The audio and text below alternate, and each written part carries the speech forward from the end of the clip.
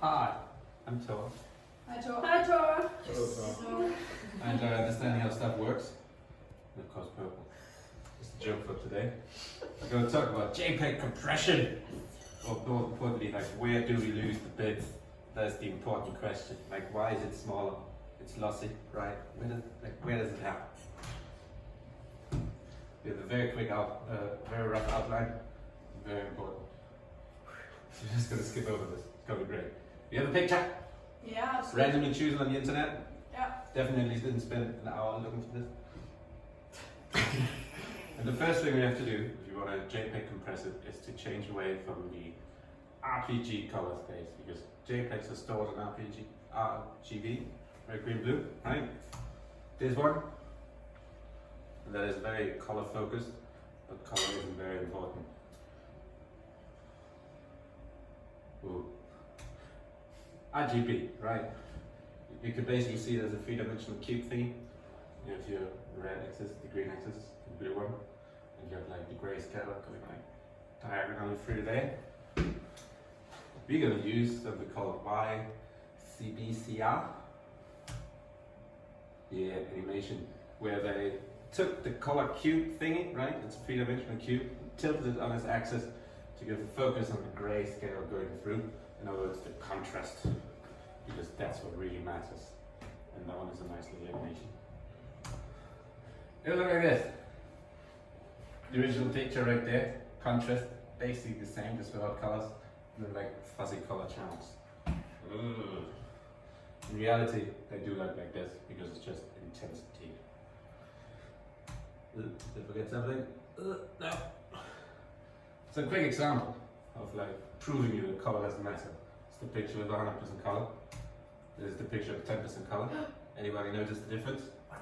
Go back, forward, back, forward, back, forward, back, forward. A little bit of contrast. You can't see it if you spend a lot of time.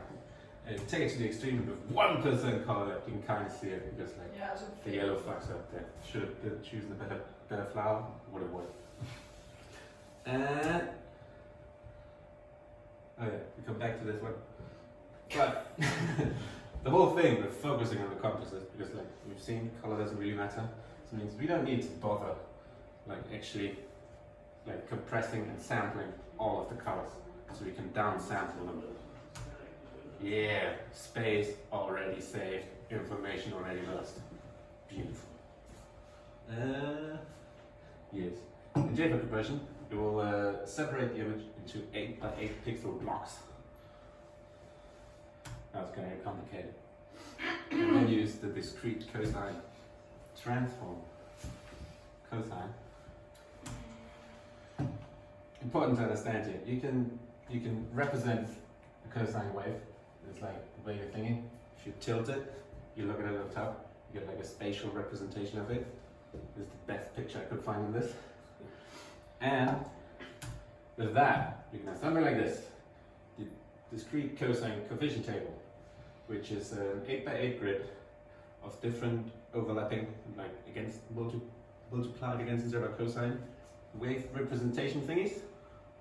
And with these, you can like overlay them, and with that you can create any 8 by 8 picture. Mm-hmm. It must make sense. To do that like efficiently, because some of them like you're rarely gonna have a perfect checkerboard. You have beautiful scaling numbers, which is the discrete DCT matrix, which is like the weights for the different values, right? See, a lot bigger number there, and down there. This will come in later. Mm. So we take the 8 by 8 picture block.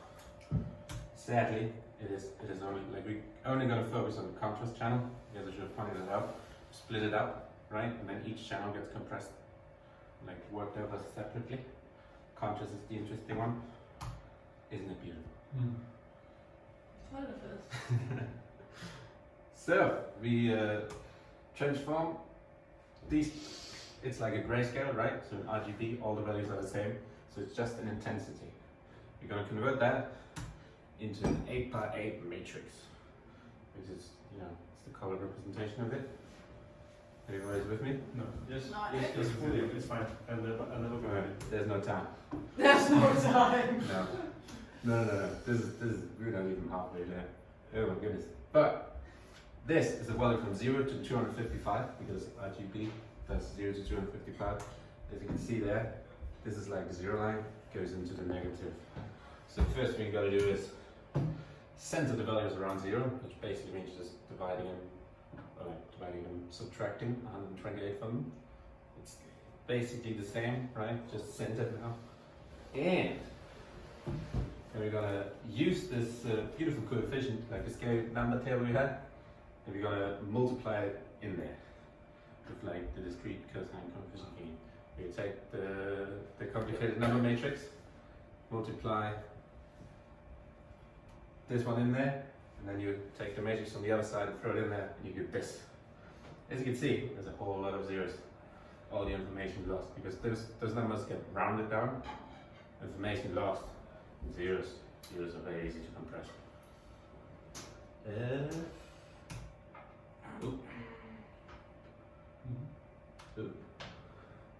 We gotta quantize the values, which appears to mean a lot of things. I'm not entirely sure what quantization is. Take what the JPEG standard gives you, the standard JPEG quantization matrix for quality of 50. It looks like this. It's the always good used example. And we're gonna take each value here and divide it by the corresponding value in here and round it down. And we get this. We have even more zeros. And zeros are very easy to compress. Then we're going to traverse this whole thing, this lovely grid there, in this pattern to get a longer string. Doing it this way, you might remember from the other picture, the important frequencies tend to be clustered up here. So like probability-wise, you will get the important values at the front and mostly zeros at the back, which then helps us, like I choose a very bad example because there's like numbers back there, but just imagine there's only zeros. You can use something called Hoffman coding. Yeah, not that Hoffman, which is it's a way to compress data in like a tree structure thingy. There's some very nifty hacks for like if a sequence ends in zeros, you can just like if it's only zeros left, you can just end it there, and you save all the space. Right. Plus it does some more smart things, but that's not too important right now. And decoding is basically the same. You just do it in reverse. As you can see, this is the original input. This is what we get out. Fairly similar, right? It's not the same. Fairly close. It's not actually the same. Information was lost. Yeah, this was the 100% image. The 50% image, you can see it kind of little not as pretty anymore. Cool. And now you know where all the blocks come from. What percent is that? This is 1. Any questions? Yeah, can we get a high level from top to bottom? So the deal is that we want to get to more zeros because zeros don't take up space in Because storage. in Hoffman coding, it's like, yeah, it's good for long sequences of numbers because you, it's basically a tree for all the points, all the information points. It's like nodes on a tree. So like the nodes can't, like all the points on it that you count are only at the end, like it's end nodes, leaf nodes. So you can traverse the tree and thereby have, like you rely on that it's like, what's it called? Like the beginning sequence of each point is unique, so you can like overlap them in a very smart way. So you can store a lot of information in like a relatively short little stringy thing. And as I said, the whole best part probably is that if it only ends in zeros, which JPEG compression is going for, like a long string that ends in zeros, you can just end it there, like 2 zeros, there's like a special parentheses, stop it there, and you save all the space. And how would normal people save space on their pictures? You just use any program. I mean, normally it doesn't matter, right? Because most pictures are already in JPEG. But I wanted to know where the bits go. Did this appear like they go into the black, like there, and there, and there. But maybe can you explain, maybe the key to the whole thing is if we increase the, like if we decrease the quality, then the DCT coefficients will change, which will create more zeros, right?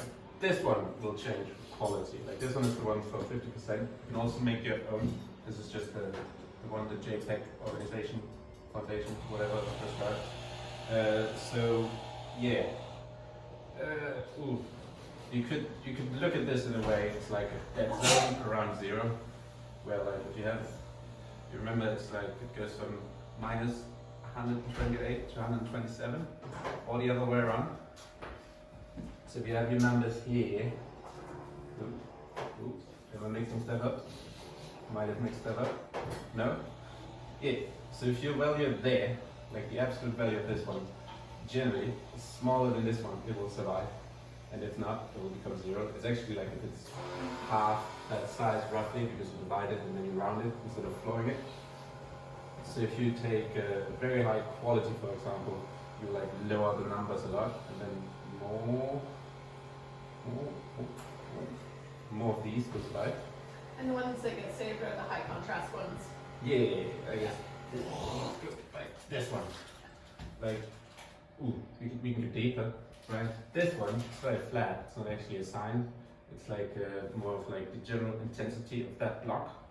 I think they call it like direct something, and all the other ones are alternating. So this one will generally always be a lot bigger, and in reality they're stored separately. Save you more space. Exactly. If it's, it's just hard for me to understand. Yeah, But you're not alone. It's- okay, and, okay, Yeah, I'm glad. yeah. Did it This make is- sense to anyone? This is tough stuff. I think so. I think like the high level is really quite cool, which is that our